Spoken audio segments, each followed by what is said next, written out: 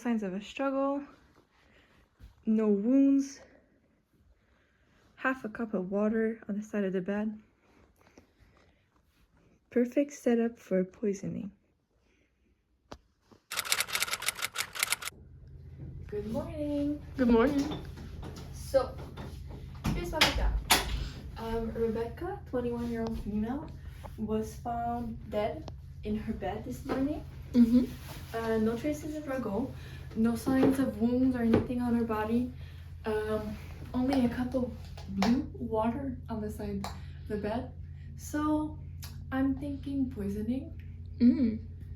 Okay, let's see. Let's see. Okay, so we're thinking poisoning, like I said. So, to me, poisoning is like very silent, very hard to see because there's no traces. It just looks almost like a natural death. But chemistry never lies. So what we're gonna do, what we're gonna do is gonna take hair samples from the victim, blood from the victim, and we're gonna analyze the toxicology. Okay. Go. Okay, so I can't exactly bring you into my lab, but I can show you what the process of chromatography looks like. So, while we wait for the actual results. So here I have a vial of blood, very small vial, but it's made of metal, so that way there's no way it's gonna break, it's unbreakable, it's completely clean, hermetic, so nothing contaminates it. Then we're gonna put it into my first machine, which is a separator. So it kind of just turns the blood around and it separates the red cells from the plasma, which is the liquid in blood. So after that, we can use the other molecules that have fallen to the bottom and dab it on to our chromatography paper. So I don't have my machine here, but we did this and dabbed it on to the top of the chromatography right here. And then we leave it in the dark, in a temperatured and controlled space in the chromatography machine. And it migrates down and joins with the binder for glycol groups, like or sweet tasting groups. We can see that it's probably what we call antifreeze or ethylene glycol, which is a form of poison. So basically we're building a lineup of chemicals. Yeah, and one of them is guilty. Oh, okay. So actually, I have some pictures of the test results. And here we can see a big dot. It's very hard to see on camera, but there's a dot that points to glycol groups. So we do have this in this case, which to me says antifreeze poisoning. So the hypothesis of thinking that it was poisoning is right? Yeah. And is there any other way you could have found this? You can use mass spectrometry to separate the mass and molecules, and it does, well, not separate, you can calculate the molecule per mass per gram of the solution, but we use this because we have, it's not like we have a solution, we have blood, you know, so we have to test it this way. But we can take the residue from the cup I have here, and then we can test it with this mass spectrometer as well, just to confirm. But using this, we can check the concentration of the liquid for ethylene glycol, because you can test like spectrophotometry, which is it's a test that tests like the color and the density of the molecules in the liquid. That way we can know like around how much there is inside. Okay. And a last little test we did was we took hair from the victim. So here we have hair. Just to check if there was any other signs of poisoning. Because ethylene glycol does not get into your system. But other forms of poisoning, like gas, go into your hair easier in your skin. But we didn't find any traces of that. So we know it's only an antifreeze. So I did some research on poisoning. The criminal act itself is separated in 3 different categories of reasoning why it would happen. Okay. So the first one would be the Avengers. Great movie. Which is actually for revenge. Oh, okay. After that, you have the ones that just wants to gain money, so the power to kill, and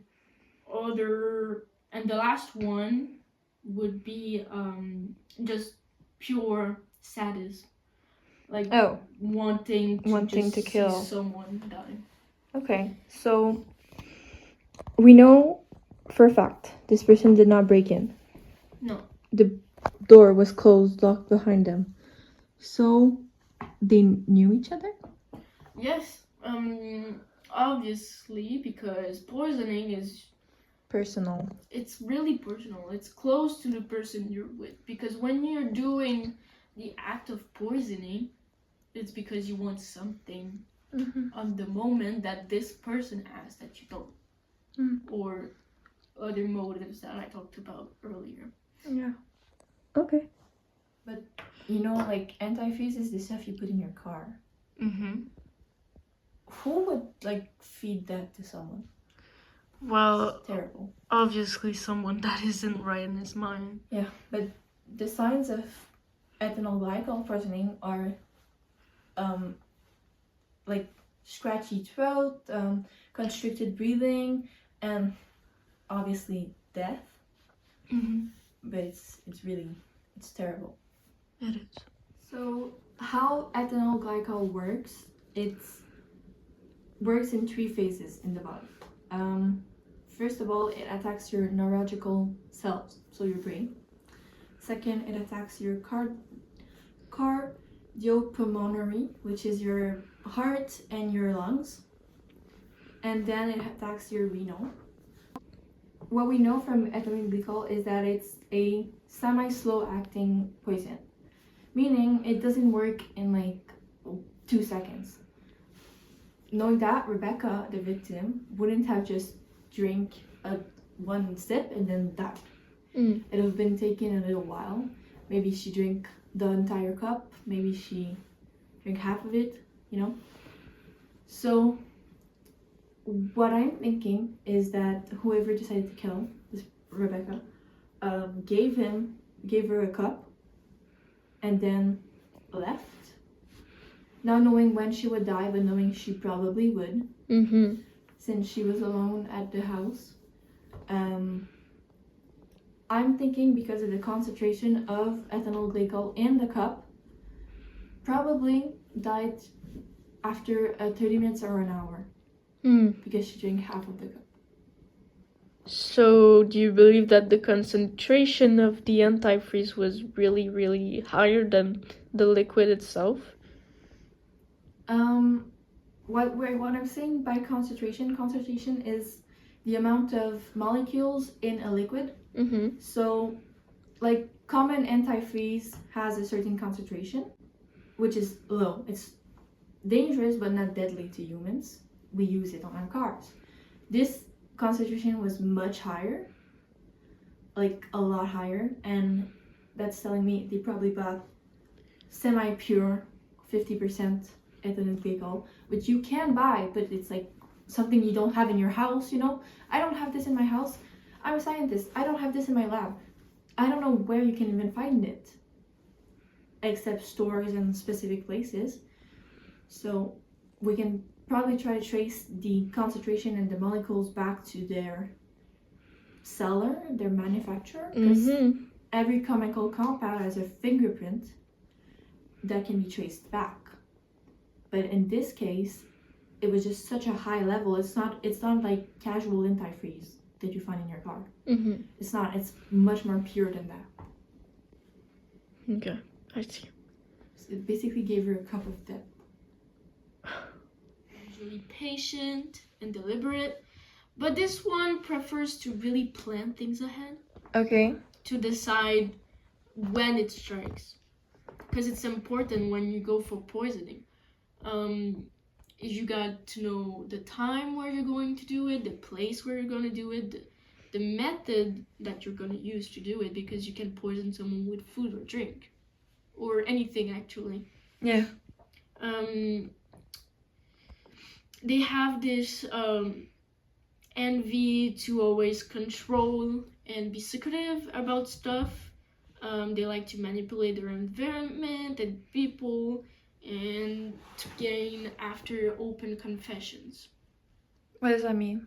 Open confessions? Yeah. Open confessions is when you don't necessarily wanted to confess, but you're forced to.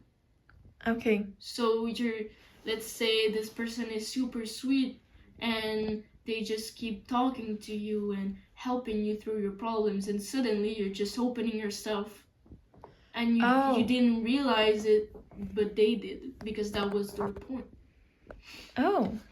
They have a high empathy cognitively, but the effective is low. What I mean by that is that physical contact is a big no for those people. But mental connections, like understanding and like same values, could actually be content to this killer. They are really meticulous and organized, of course, and they always take the opportunistic to strategy, because they always plan ahead. The main thing that I was asking myself is, why would this person use antifreeze? Yeah, I was wondering.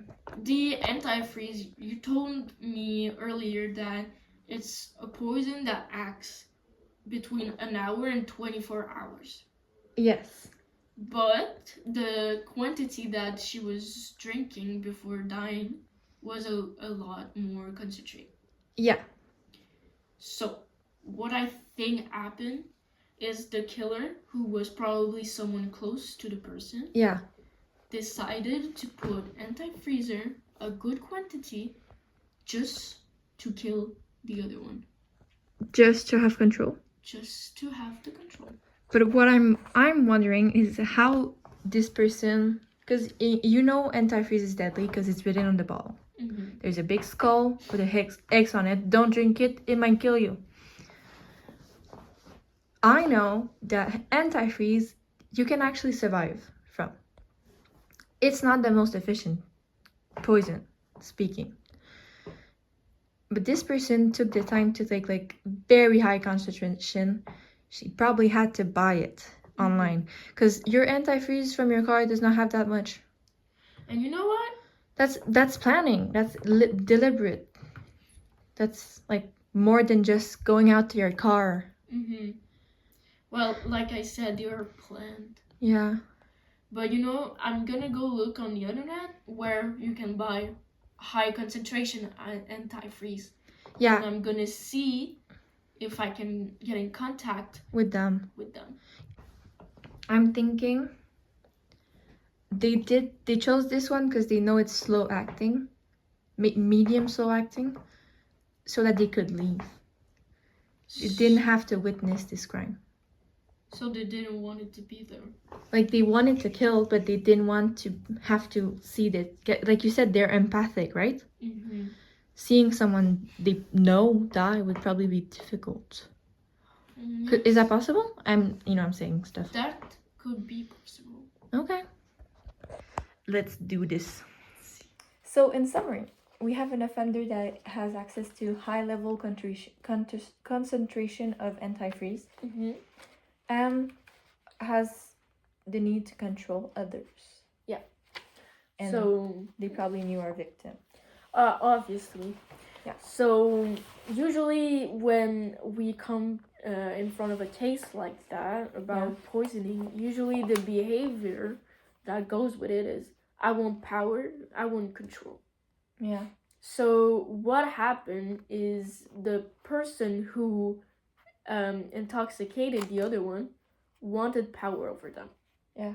So yes, they bought a really high concentration of antifreeze because I guess, I'm supposing, that there was something behind the killing.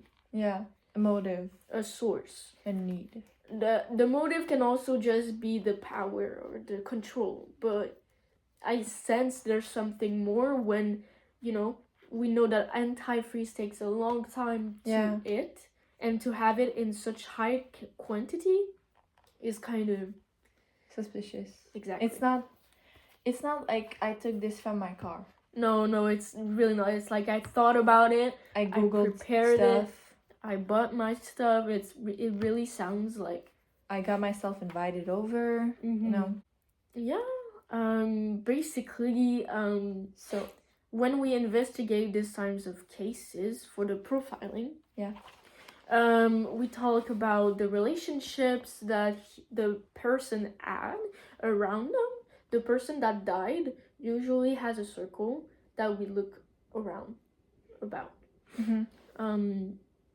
Then that's how we can see after that in the behavioral way people are acting with the so they will look with the detective, and that's when we're gonna be able to see if they're lying or not. Do you think they're gonna reveal themselves in the interview?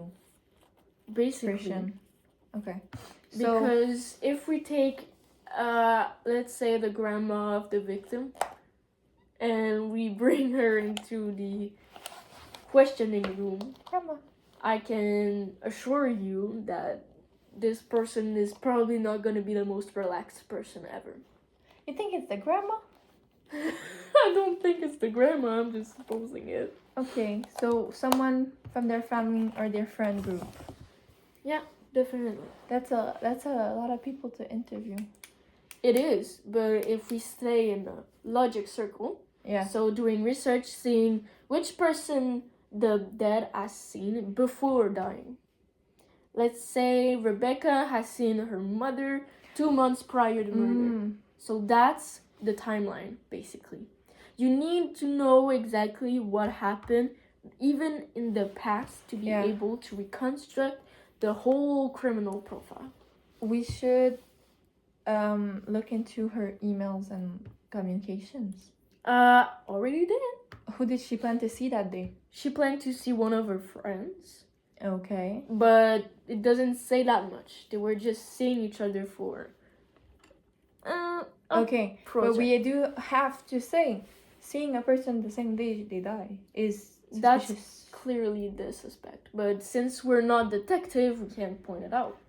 But we can give information to the detectives. Yep, and that's what we're gonna do. Okay, so on our end, at least for now, case closed. Case closed.